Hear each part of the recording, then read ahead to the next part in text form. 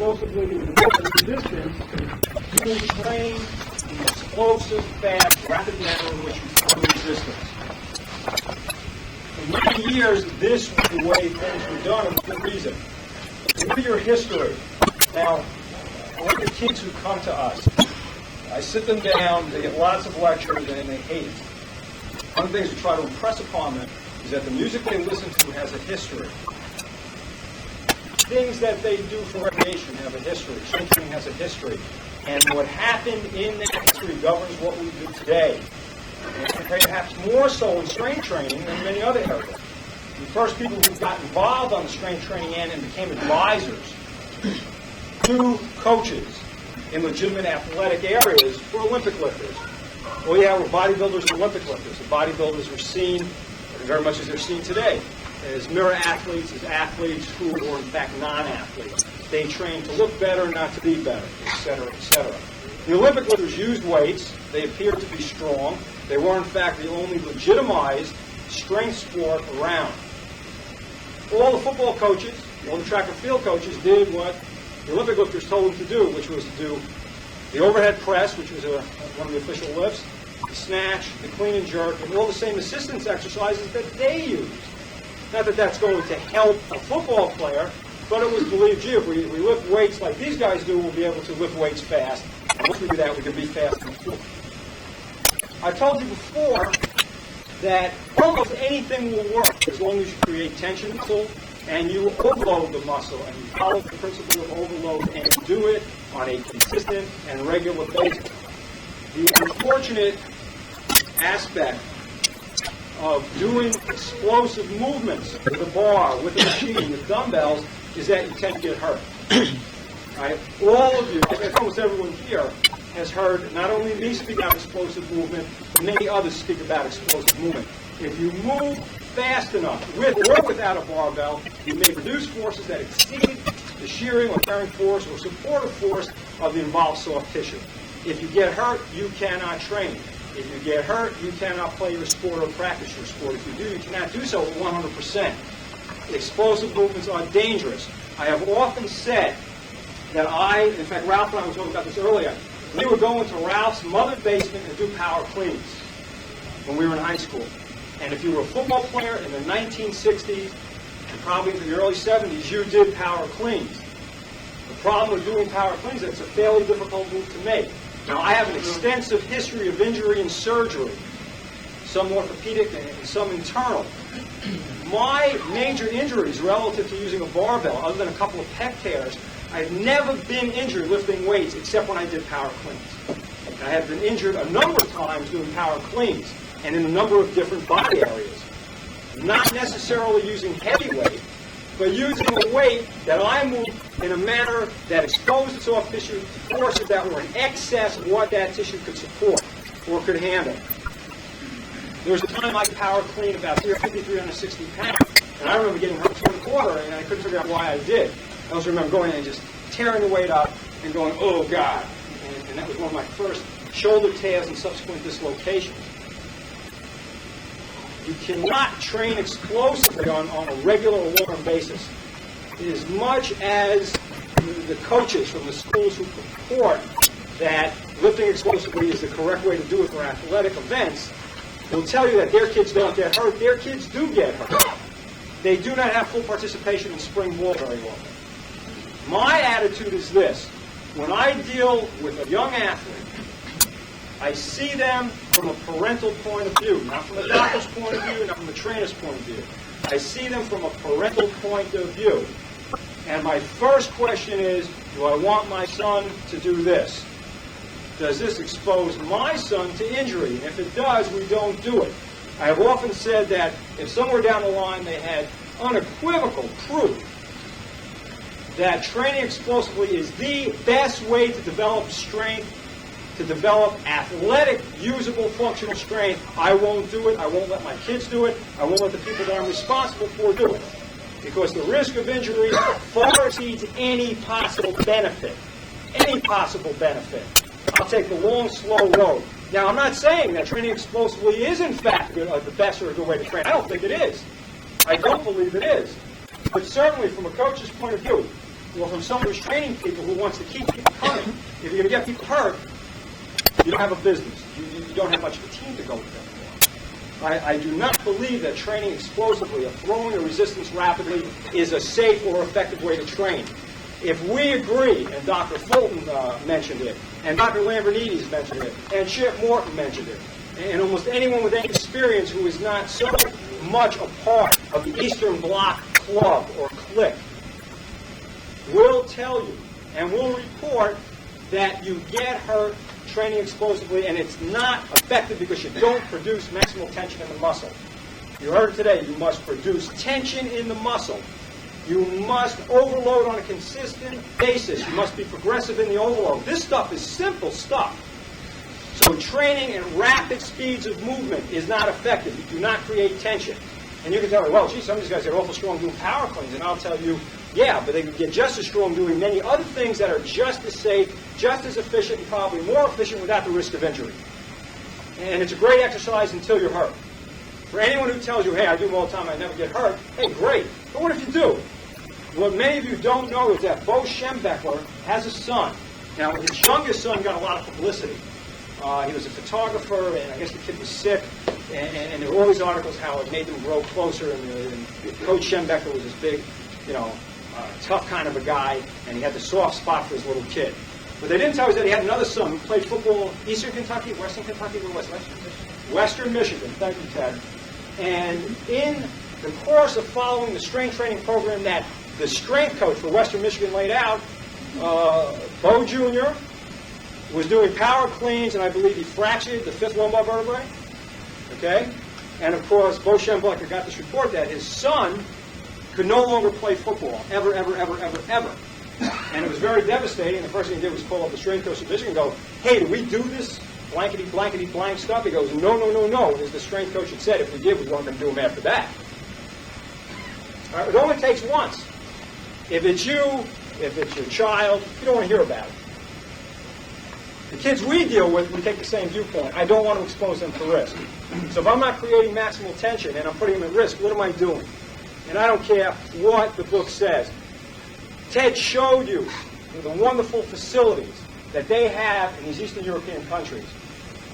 I think for a long time, I think people who are in the service, people who've been overseas, understand there's no place like the United States. For all the reports that we don't have a good food supply, the soil is depleted of nutrients, you try to go eat in Indochina. Try to get the same quality of food even in most parts of Europe. We've got a great food supply here, certainly enough to build muscle on. Our facilities are better in most high schools than they have in the Soviet Union, in their so-called national training halls.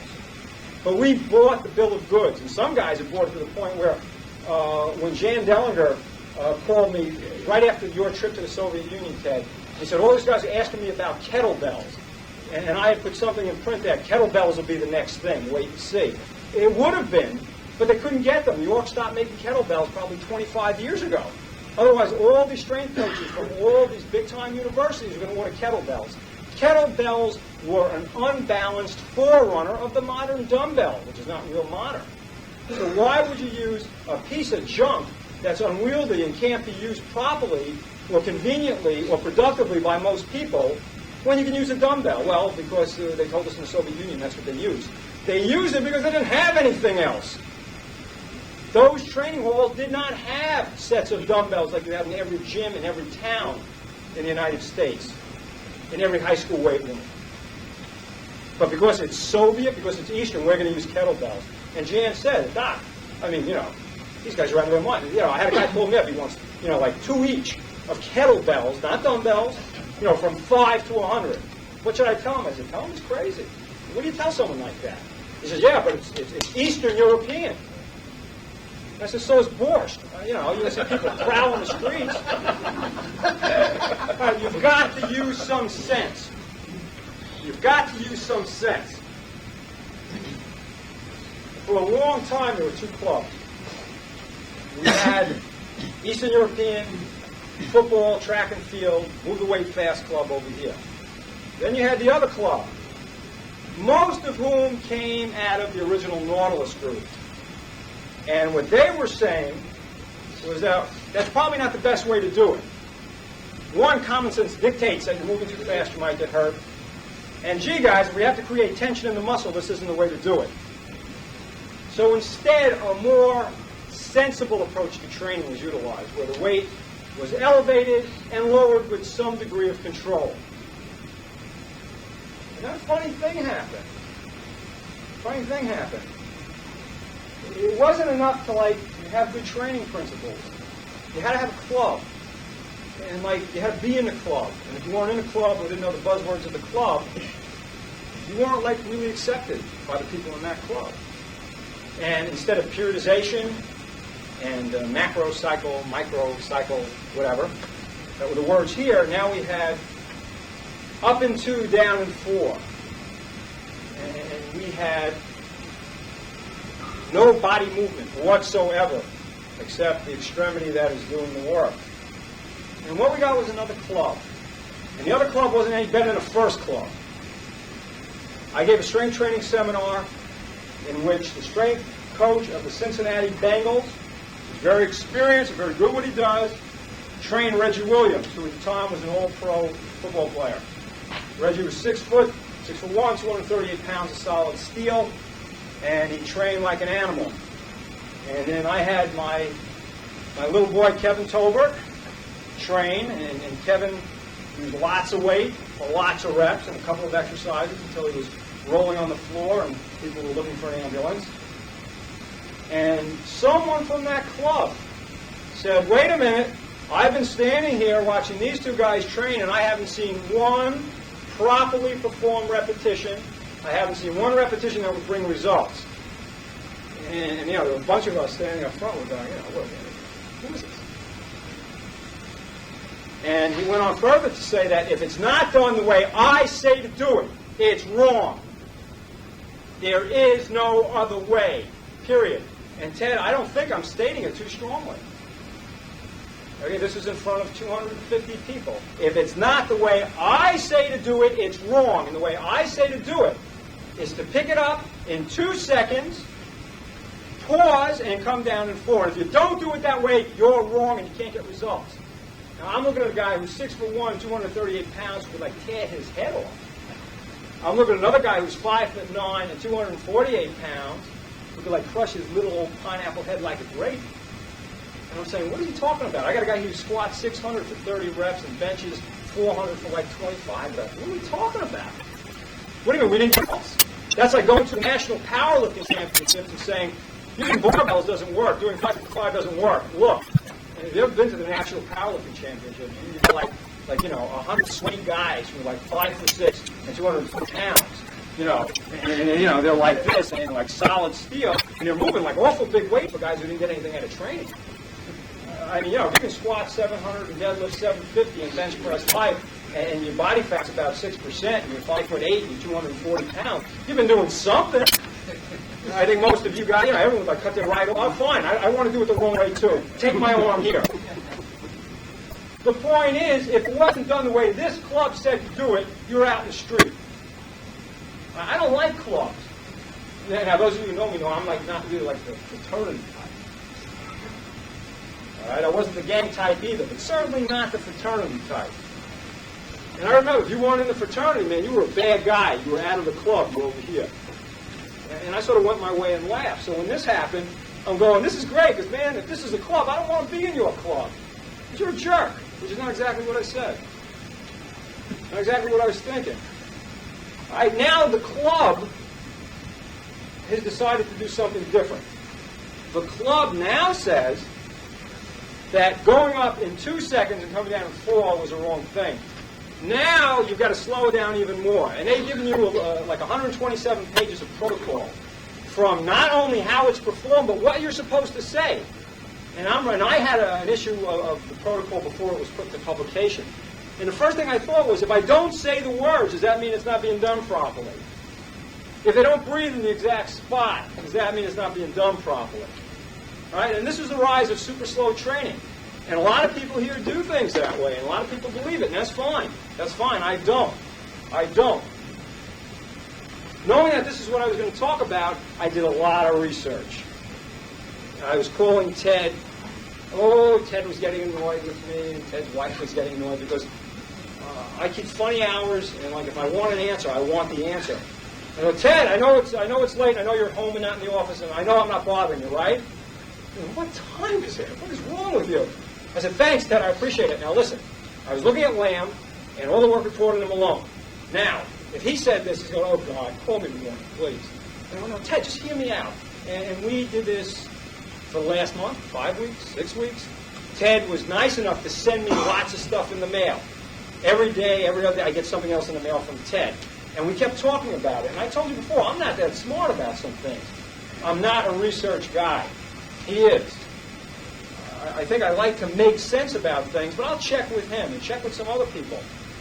And I'm reading things from what is supposed to be legitimate research that says the slower you go to a point, up to a point, the more tension you will produce in the muscle. Oh, good, this is going in the right direction. When doing the leg extension exercise, if you move at approximately 13 degrees per second, it will be the appropriate rate of speed. Well, those of you who know anything about orthopedics know that the range of extension in the knee is approximately 130 to 135 degrees. Dr. Fulton, will we agree on that? Okay, in a normal knee. Well, that means if you lifted it up in 10 seconds on a leg extension, gee, that's pretty much in keeping with this newfangled super slow protocol. Pretty good. Pretty good. It said, however, anything less than this velocity, you get a fall-off in the tension that's produced in the muscle. Now, I'm wondering, is it a fall-off in the tension produced in the quadricep or in other muscles? I don't know. No one knows. And then it says, if you move slower than that in other areas, you don't produce as much force. And then it got more complicated. Doing eccentric contractions, you had a whole group of studies from here to here that said you will produce more force the slower you go. Then there was a whole group over here that was this long that said training eccentrically, you produce more force at faster velocities. Well, at this point, my head's like going around in circles. And it's just going in circles. Because I want a definitive scientifically based answer. Then I went back and read the protocol and going, let's see what kind of science these guys use. And what we had was patriarchal pseudoscience. That is, whatever Arthur said is right, except that now that he's not around anymore, all the guys that work with him, who must have been anointed, whatever they say is right. Hey, phooey. Phooey. I don't think so. And I like the rationale. Let's assume that going 10 seconds up and down for the quadricep is a pretty good way to do it. Now we extend that to compound movements. Now we extend it to movements that are greater than 135 degrees on a pullover type of machine, which you may get 200 degrees or 190 degrees of motion, and maybe more. In some very flexible individuals, it says 10 seconds is good for that too. Why? It's a convenient number. Well, gee, that's pretty damn scientific. It's a convenient number. And then it says if you do a compound movement such as the squat, and let me tell you, squats are dangerous enough. I don't want to be standing there counting numbers when I'm squatting. I want to be concentrating on the weight. Where you have rotation around 3 or 4 joints, 10 seconds is good there too. You know why? It's easy for the spotter to count to 10. It's easy for the trainee to remember. Now, this is science at its best. I mean, this is science. And at that point, I took everything, and I threw it across the room. This is about 2 in the morning. And I'm going, I really should be sleeping. This is absurd. And then I called Ted first thing in the morning. He hadn't even walked in yet because I called about 6 times before I got him. I said, Ted, guess what? And he goes, hey, welcome to the world of research. You can have whatever you want. What do you want? And it reminded me of the time that Gideon Ariel, who many of you might know, did a study for Universal. Now, Universal paid for the study and it showed that doing this kind of thing on Universal machines is the best way to do it. And there was a major lawsuit over that. And outside the courtroom, Gideon Ariel said to Arthur Jones, I did it for the money. I did it for the money. I don't want to be in court. I did it for the money. All right, and there's science. That's science. All right, I believe in science. I mean, I have, all kinds of degrees in biology and things like that. But the bottom line is, I don't know what science tells us about strength training. Without offending the, people who've gone to school and spent lots of money and time trying to get degrees in the area, I don't know that science is going to give you the answers. My attitude for a long time was, if I got an anatomy book, a kinesiology book, a biochemistry book, and Boyd's pathology, I can probably figure out what's right and what's wrong in exercise. And that was sort of the guidelines I use, and you can translate that as common sense. Science is not going to give you an answer. I am not going to base what I do on science that's based on things like a guy came into the weight room and wanted to train. He said he was the most flexible guy on the wrestling team at the school. I compared him to my guy who was training the way we had him train on a certain protocol. They both got down and did splits. My guy did splits better. Obviously, my guy is more flexible than everyone on this wrestling team at this university, thus proving the superiority of my methods. Would any of you buy that? Okay, that was printed. That was accepted for a period of about 10 years. As this study proves that this training protocol increases flexibility to the extent that our guys are more flexible than everyone on this university's wrestling team. That's where that piece of fact came from. Now, I don't want that. I don't want to know what you observed and that you decided that this was a nice round number. That's not good enough for me. If I can't get a legitimate answer, I want a sensible answer. If you are lifting and you are counting, and I've said it before, and I know that once Wayne Westcott is here, who's one of the leaders in research in this field, and a nice guy. And once Wayne made the mistake of stumbling into the weight room really early in the morning, and I was down there, being hyperkinetic and pacing around. And he goes, "Hi, Dr. Ken, I'm Wayne Westcott." I said, "Great, you training?" He goes, "I thought I'd take a little work." I go, "Great, get in the leg press." And Wayne, how did you describe it? How many days did it take you to walk? I forget. You described it once in your audience, I think, at Rutgers. It's quite a workout. Well, I mean, this poor guy just came down to loosen up, right? And there I was, 6 in the morning. If you're counting, if you're not training, if you're worried about, well, I can't move my eyeball. If I look to the left, this set's over. Hey, give me a break. I once proposed a question to the author, and I said, look, I'm doing barbell presses. I like barbell presses. They don't hurt my back. Okay, I'm doing barbell presses. I'm doing pretty strict, too. Now, I can do, let's arbitrarily say, 200 pounds. Now I'm talking Ted Lamborghini's weight. So 200 pounds for like 10 reps. And Ted can do stuff like that. Right? And it's here. Now, I was told by, one of the yo-yos here that as soon as I lean back to here, my set's over. Because I'm no longer training the muscle I purport to train. And the author goes, tell him to blow it out of you-know-what. And I said, yeah, I can do that. I can do that. All right? My contention was if I've got a barbell, and I can move it without hurting myself, that I'll bend to here. If I know I've done that 5,000 times, and it's within my range of motion under load, and maybe I'll even kick it a little bit. And you know what? When I kick it, I'm not getting 200 pounds of force on me anymore.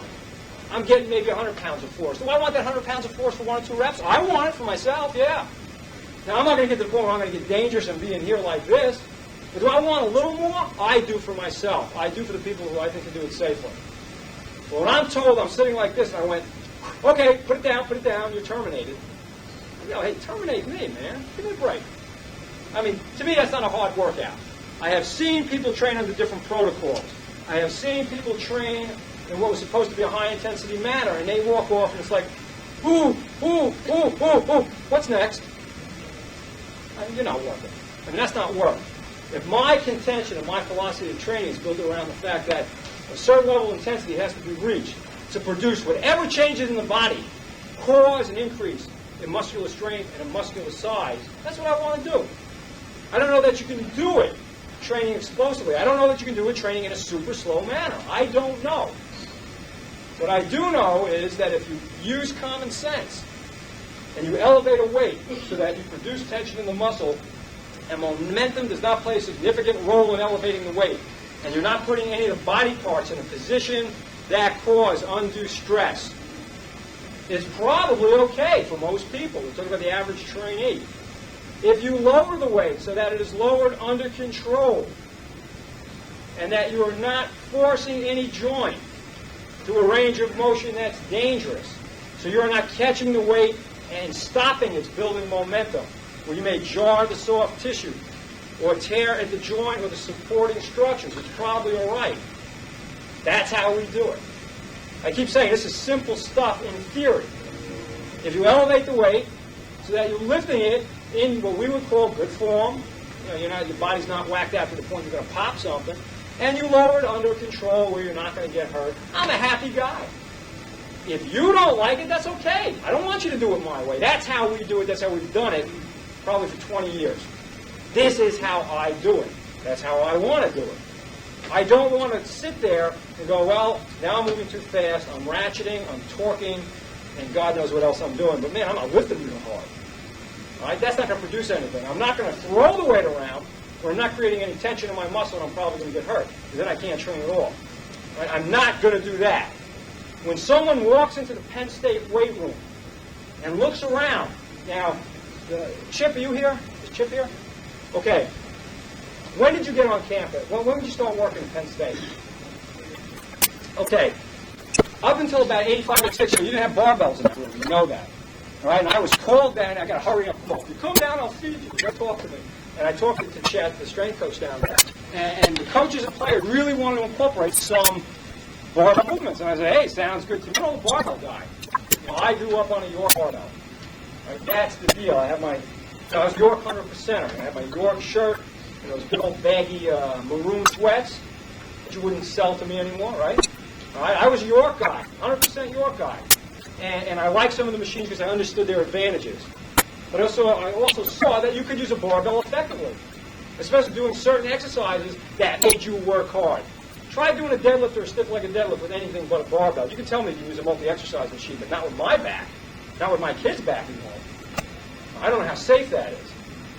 All right, there are some things you can do with dumbbells that you can't do with machines or a bar for some people through some ranges of motion that are extremely effective. Okay, someone from the other club came in and said to Chet, you've lost your mind. I want you to sit down and talk to me. You are doing yourself, your program, and your athletes at Penn State a terrible disservice by putting a barbell in this room. And Chet goes, why? He goes, it's not omnidirectional resistance. It's not variable resistance. He goes, you know what, though? It's fun. The guys use it. They train hard as hell on it. We do it in a way that they don't get hurt. I think it's pretty good. He goes, no. Well, Chet's statement summed it up.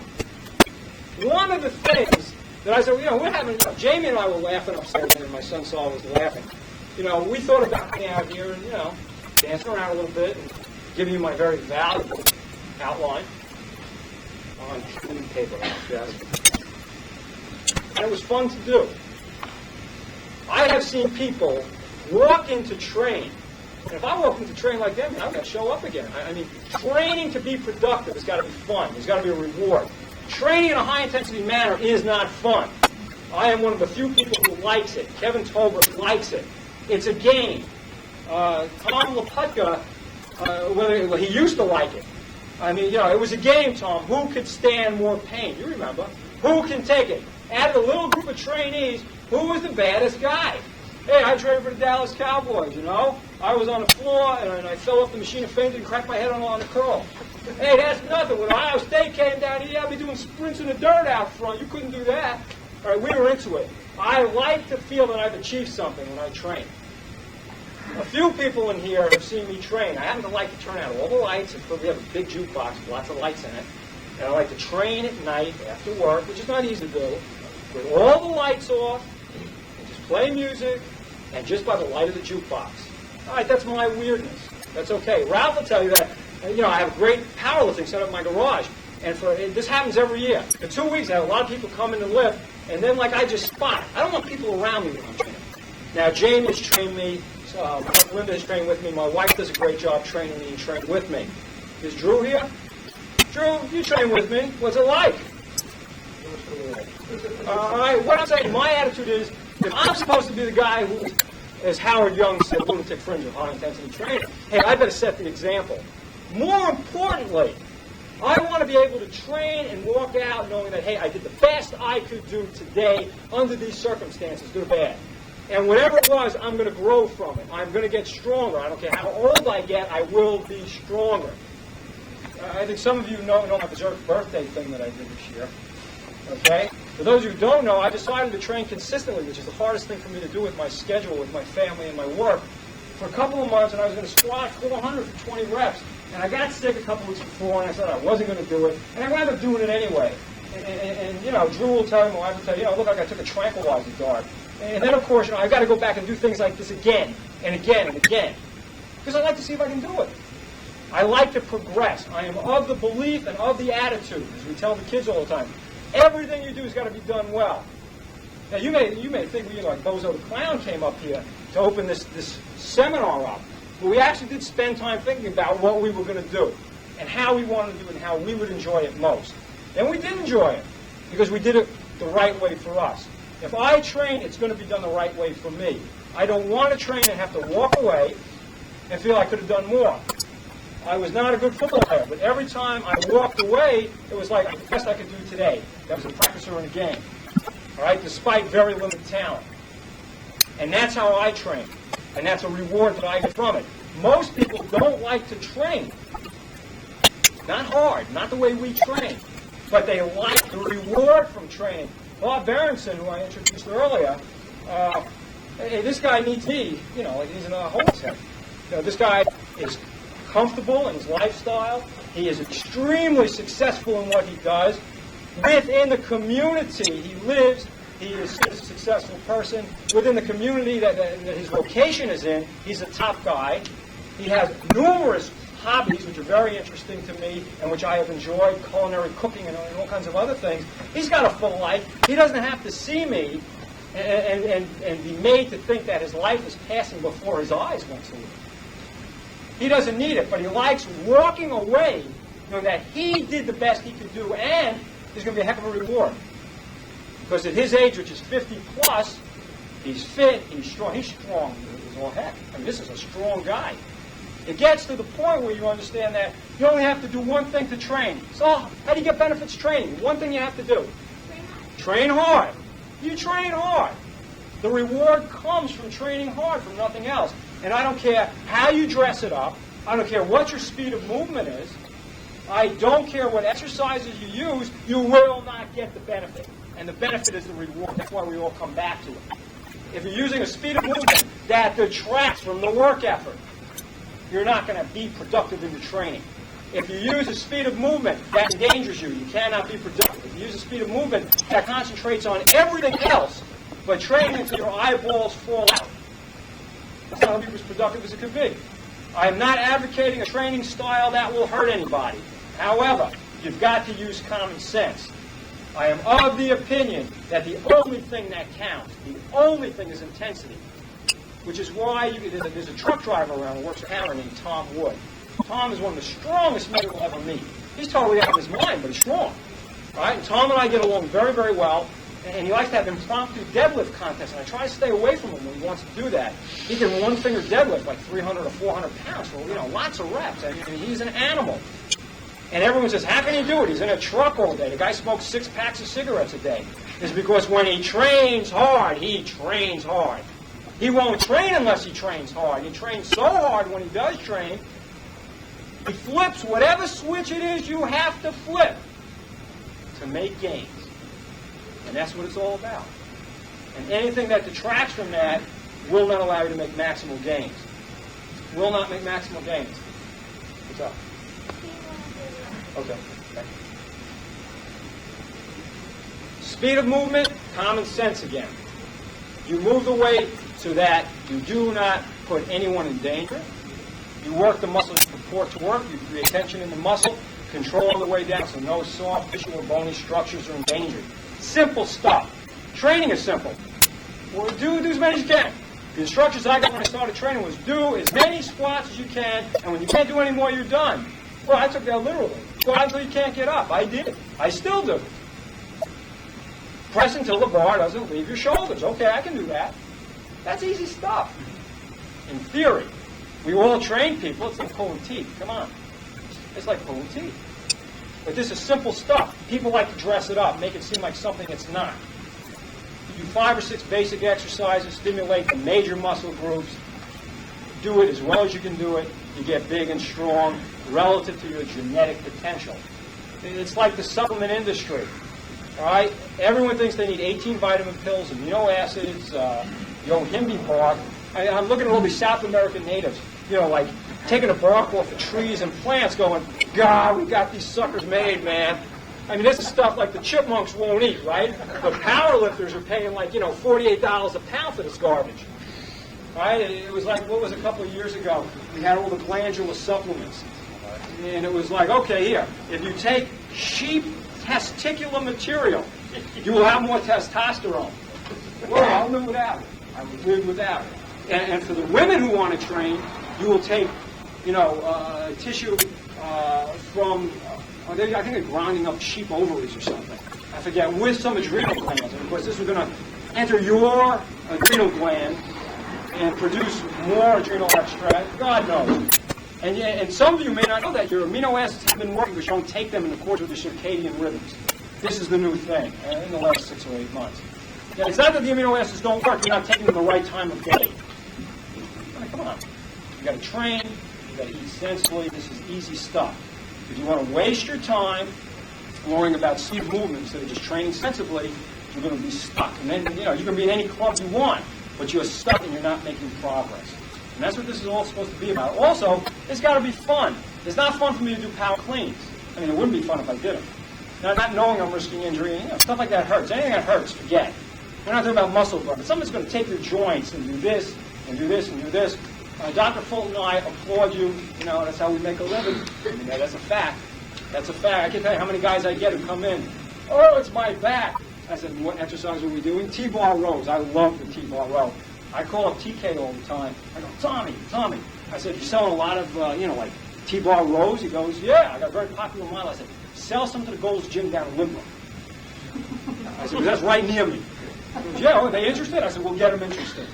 I don't want to be mercenary, but if there was ever an exercise invented for anyone who works with low back problems, could you imagine being bent over like this and hanging a weight here with no support? It's great. It's all ligamentous. All ligamentous support, and you can't do it. You can't do it. But because it builds wide lasts, right, guys? Right? That's what magazine said. All right? Common sense, please. All right? Don't worry about how fast you're moving. Just don't be an idiot with the weight. It's real simple stuff. Now, some of you say, hey, I believe it's to be done this way. That's fine. Do it. I'm not a person who likes people in my face. I don't like being told what to do except by my wife. Right? She can tell me anything, and I do it. All right? I don't like anyone else in my face. I'm not the kind of guy who gets in other people's face. I'm just telling you. I ask you to rethink your philosophy of training from the top to the bottom and make sure that everything you do stems from that philosophy and everything you do reflects back on that philosophy. Now I'm telling you to rethink speed of movement. Does it make sense? Does it allow for people to train productively? If it doesn't, maybe you should think about doing something different. Now, if you believe that you've got to train large masses of muscle doing multi-joint movements, I don't know that you want to lift explosively. Can you imagine explosive squats and stiff-legged deadlifts? Yeah, we're going to stand up on here and we're going to boing. I mean, hey, good. Call Dr. Fulton, call me. We're at your beck and call 24 hours a day. My pleasure. Now, how would you like to take the squat and slow it down to 10 seconds on the way down? You take 600 pounds, which maybe is what it takes for 20 reps to give you a good workout of 15 reps, and give me 10 seconds down. Man, all right, your SI joint will get torqued this way. All the ligaments that run between your sacrum, your in, and up into your fifth and fourth lumbar vertebrae, it's sort of taken downtown. Good stuff. Good stuff if you need the money. I don't want the money that much. I want people to train safely. Dr. Fulton doesn't want the money that much. He's trying to keep people out of the office. I don't know if that's any safer than throwing the weight around. I'm not sure it is. I'm not sure it is. I'm told that, of course, it was, the way we were, if you're training slow, you didn't have the right equipment. Well, anytime, Tom Laputka made a really good statement in a seminar we gave in Hershey. We're talking about squats, and he said, I don't know if I want to do an exercise if I got to put knee wraps on and like a corset-like belt and a suit that was like a girdle. I mean, if I got to do that, maybe I shouldn't be doing it. If it's that dangerous that I need all this garbage, maybe I shouldn't be doing it. And my attitude is you shouldn't be doing it like that. You should put a nice weight on that you do for 20 or 30 reps and breathe your brains out. But not put that kind of compressive loading on your spine. That's what I think. My proposed contest would be reps in a squat. Boy, did I get laughed out real quick. So you're supposed to know something about powerlifting? Get him out. Here's the door. I mean, hey, I proposed it in print. I got death threats. I got nasty calls. It was terrible. When people tell me, you see that York barbell you got? And I always mention York. Hey, John, I'm one of your guys for, 25, 30 years. We grew up with a York barbell. My lat machine was a 55-gallon drum. And the old man would come and go, what's going on? I need more stuff. I'm getting stronger. And he'd take one angle line, he'd cut up, you're done with a fire escape job, and boom, boom, boom. It'd all go into the pail, and I could move it. Pop too much. I never knew how much was in there. If it was too heavy, I took some out. It wasn't enough, we put more in. And I pull it till I couldn't pull it anymore. Sophisticated, I don't think so. Effective, very. I would do squats. I would do deadlift or stiff-legged deadlift off a block. My block was whatever I could pile up. I did overhead presses. I didn't own a bench for a long time. Then I bought one of these little weeder benches, and I think, Ted, I don't know if you were the one who had an accident on one of those too. We were talking one day, and I took these 100, 105-pound dumbbells and rolled back, and the bench broke under me, and I never moved. I fell backwards like this, holding the dumbbells, and if I hadn't, it would have torn everything out. And my training partner goes, man, that was great. That was great. You're right. I said, yeah, right, my life. All right, so I didn't have a bench for years. I never used it, but I did dips and presses, and I still benched in excess of 400 pounds often. Because I worked hard on what I did, and I affected the bench pressing muscle. Ralph and I have had any number of gyms. We had one in the garage on Pearsall Avenue. We had a gym at his mother's house. We had, places where, like I said, you come in, if you spit on the floor, you'd be washing it. I mean, bad places. We had great workouts. We had productive workouts. We collapsed, you lay on the floor like you wouldn't want to lay on the floor. I can remember my wife and Ralph and I training in my mother's garage, and we collapsed, and all my mother's underwear would be like on this little rack, like fall down on you. Oh man, pick it up, man. My mother's all upset. And, is that a way to train? Yeah, it's a great way to train. We had barbell, a York barbell. We had a bench and a squat rack. There was nothing else in the garage. And that was when my wife was lifting in the national championship. Ralph was squatting 650, deadlifting 650. I was almost strong in those days. And this isn't that long ago. This is like in the early 80s. That was maybe 1983 or so. You don't need proper equipment. You need safe equipment. Anything will work if you put the effort into it. That's it. Okay, now what we're going to do, we're going to break a little bit. About 15 minutes, Tom. People can use the restroom because you've got to move. You're going to open these doors. Now, we are going to train on the machines in there. It's been preloaded. Please don't touch the weight. Get a drink of water, set up your chair, leave us an aisle where we can go near the equipment. You'll be able to see. I mean, look, there's not that many people. It's a big room. This is easy. Frank, Take your chair in there. yeah, you'll take it your setup. All right, since it's training, Frankie's going to go take his sweats off. I got to change, put training stuff on. Yeah, training is. All right, and we'll be down in about 10 or 15 minutes.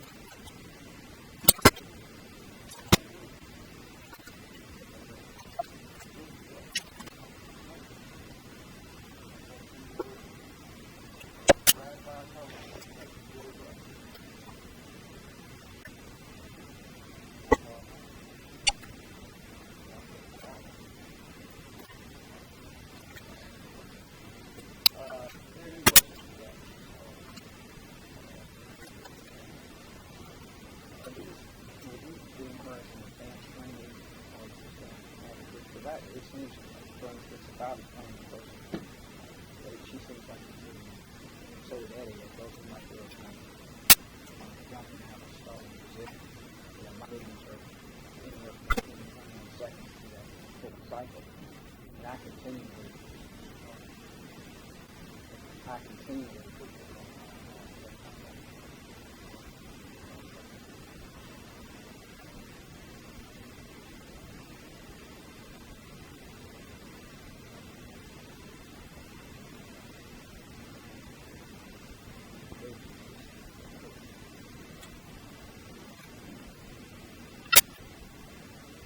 I have a question about when you were doing the pullover.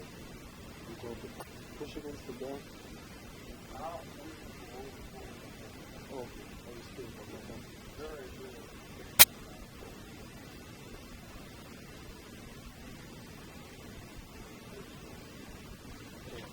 Yeah, and we may full circuit. I have tried. You asked me my first question? I did the 5 under that.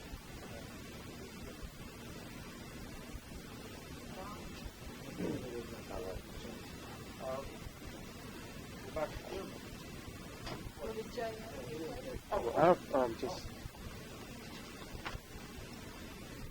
there's something in the book about a variable turnaround. Is that where in the recline press or something? After so many reps of fatigue, you do 3/4 of a stroke, or 3/3 of a stroke, and turn around. Can you elaborate on that? I know that's fine. Is that a two-time press specific or?